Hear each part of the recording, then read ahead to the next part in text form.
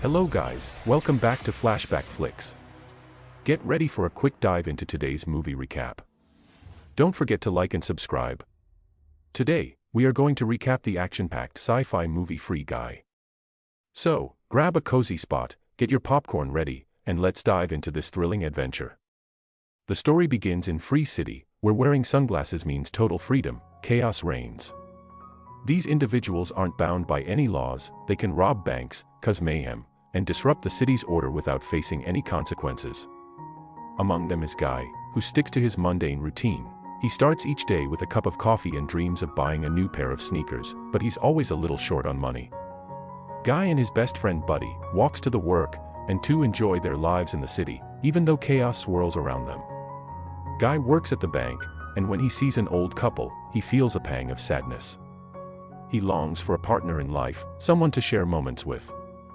Just then, a group of sunglasses-wearing people comes to rob the bank.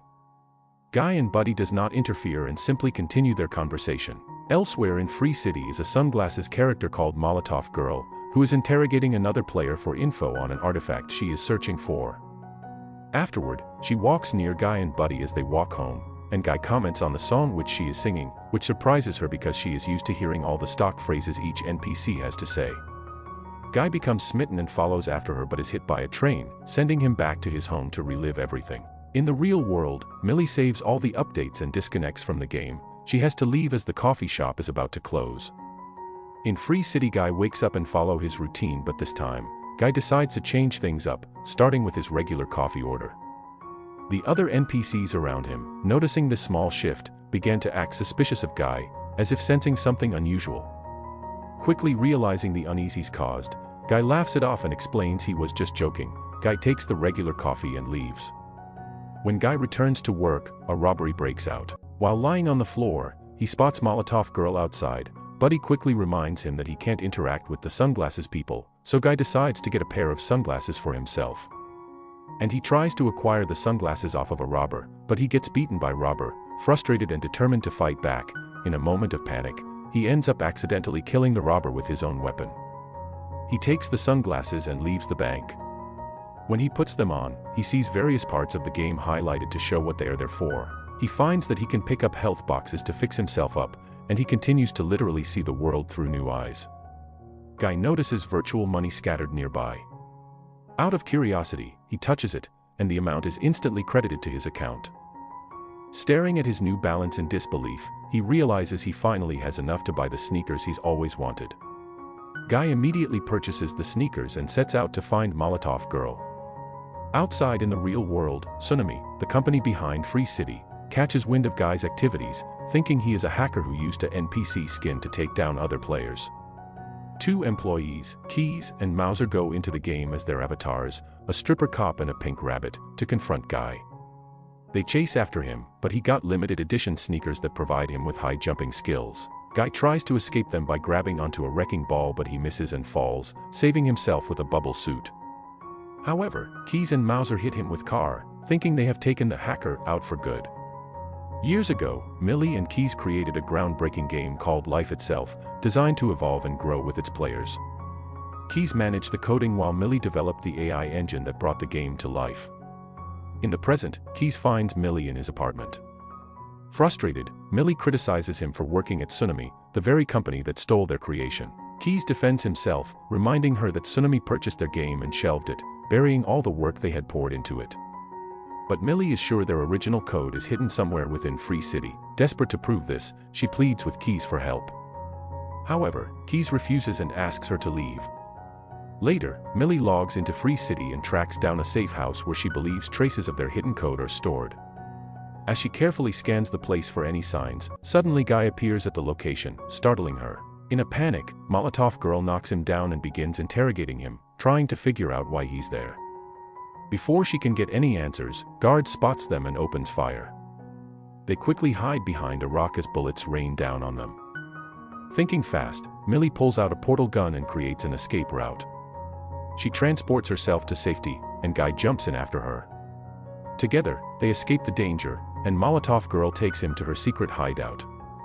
Guy, eager to join Molotov Girl on her mission, asks to help her uncover the hidden code. However, she points out that he can't participate yet because his level is too low while she is at a much higher level. Frustrated but determined, Guy admits he doesn't know how to level up. Seeing his persistence, Molotov Girl agrees to guide him, explaining how he can increase his level by completing various tasks, taking down enemies, and accomplishing challenges within Free City. She tells him that once he reaches level 100, she'll consider recruiting him for the mission. Inspired, Guy sets off to prove himself worthy of joining her. Guy then starts taking on missions with the glasses and pulls off several heroic acts like returning stolen money and pulling kids away from traffic. Players in real life take notice and Guy soon becomes a viral sensation called Blue Shirt Guy. After reaching level 100, Guy goes to meet Buddy. As the two are catching up, a robber breaks into the bank. Seizing the moment, Guy tries to convince Buddy to join him and become one of the sunglasses people. Just then, the robber points a gun at Guy. Without hesitation, Guy swiftly disarms him, taking the gun and then snatching the robber's sunglasses. He turns to Buddy, urging him to put on the glasses and see the world differently. However, Buddy hesitates. He thinks it's too dangerous and insists that he prefers living a normal life. Meanwhile, Keys is observing the strange behavior of the NPCs in Free City. As he's monitoring, he receives urgent messages from Millie, asking for help in gathering proof of their hidden code within the game. Determined to assist her, Keys hacks into the system and unlocks the door to the safe house. He reports the location of the video. Just as Millie manages to get the file, the alarm suddenly activates. Security guards flood the area, and they began to close in on her. Just as she is almost killed, Guy crashes through on a motorcycle and helps her fight off the villains before escaping on a hang glider. Meanwhile, Antoine, the head of Tsunami, catches wind of Guy and wants his employees to keep Guy on because of how popular he is. The company is set to launch Free City 2, which Antoine wants out in 2 days' time despite not being fully coded and still glitchy, and he makes it worse by telling Keys that the game is not backward compatible with the first game, so most of the characters won't return for the sequel. Later, Guy and Millie spend time together, hanging out and enjoying bubblegum ice cream, which both agree is underrated. At the end of their date, Guy unexpectedly kisses Molotov Girl, surprising Millie. Meanwhile, Keys starts to notice something unusual about the codes of the NPCs. He brings the info to Millie, reporting that the barista in the coffee shop learned how to make a cappuccino through trial and error. This proves that Antoine stole Keys and Millie's code, because their idea for the game that turned into Free City would have had the NPCs grow and develop over time as they adapt, and that's what Guy has been doing. He also warns Millie that the current world of Free City will be lost once the sequel launches. Millie goes back into the game and brings Guy to the central hub where other players gather, revealing to him that he is just a character in a video game. Once the truth sinks in, Guy leaves the club, feeling disillusioned. Millie insists that his world will be destroyed if he doesn't help her retrieve the clip, but Guy, overwhelmed by the revelation, doesn't care. He falls into a funk, losing his usual cheerful demeanor. Later, Guy goes to Buddy's house to talk about his existential crisis. Buddy tries to cheer him up, saying that even if their world isn't real, the moments they experience together are real. Motivated by Buddy's words, Guy decides to help Millie, and he asks Buddy if he knows some security guards, and with their help, both he and Guy go to a safe house. There, Guy holds an avatar at gunpoint and demands the video file. The avatar recognizes Guy and, surprisingly, lets him take whatever he wants. He hands over the video file and even asks Guy to kill him, but Guy refuses. Instead, he simply takes the file and leaves. Guy brings the file to Millie, which turns out to be the evidence she has been searching for. In the real world, Guy's no-kill demeanor catches on with players, including popular streamers. However, Antoine starts to get pissed off and thinks that Guy will ruin sales for Free City 2. Mauser suggests that he reboot the server. In the game, Guy and Millie see the file, which contains information about an island that proves hers and Key's code is in the game. Just as Guy mentions that he has seen the island before, the game is rebooted, which causes Guy to go back to before he became self-aware. Millie logs back into the game and asks Guy to remember the moments they've shared, but Guy doesn't recognize her. Disappointed, he walks away to work, leaving Millie heartbroken.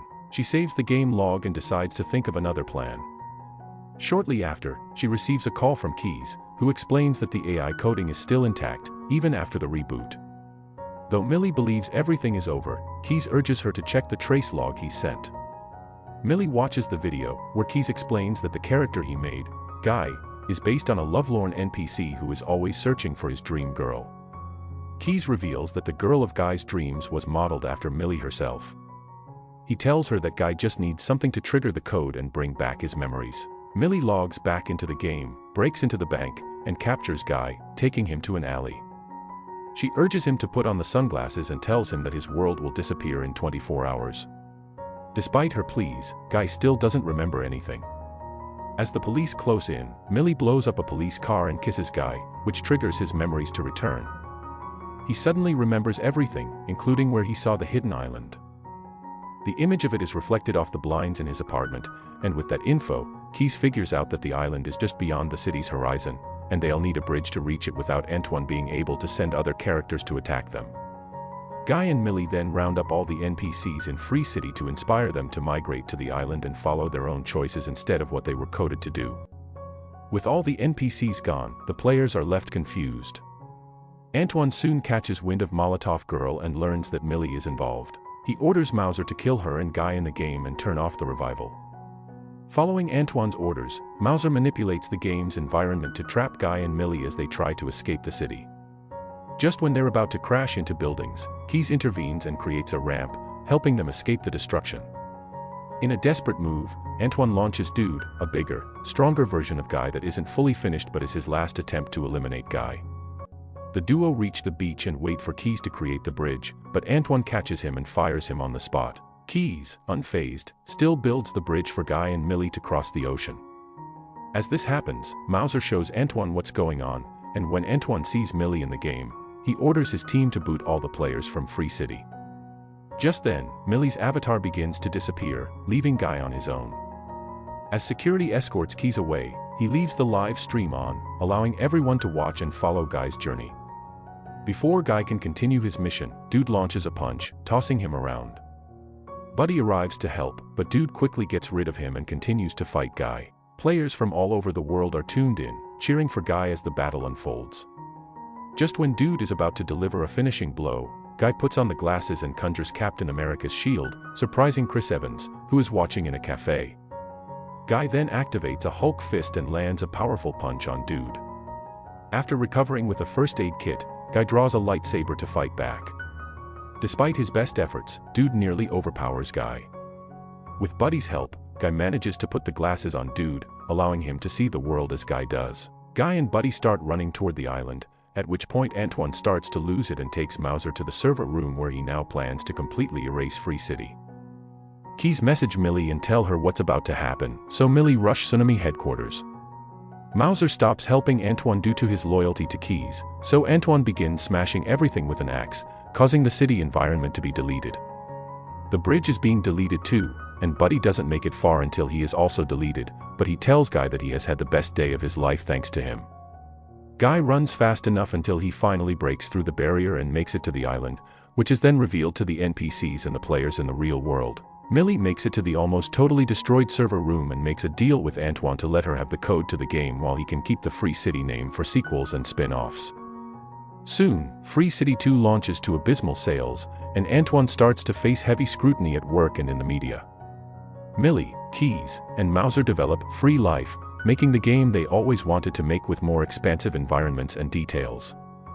Now being more dedicated to the game, Millie must break up with Guy, but he completely understands and parts amicably with her. Guy tells her that I'm the love letter to you, the author of the code is living in your real world. Millie then watches a video playback of Keys describing that Guy's character was always going to fall in love with Molotov Girl because he created the algorithm for his attraction to her based on Keys' own love for Millie. She realizes this and goes to catch him in town where they share a kiss. Thanks for joining us on this wild ride through Free Guy. If you enjoyed this recap, don't forget to give us a thumbs up and subscribe for more exciting movie recaps here on Flashback Flicks. Stay tuned for our next thrilling adventure.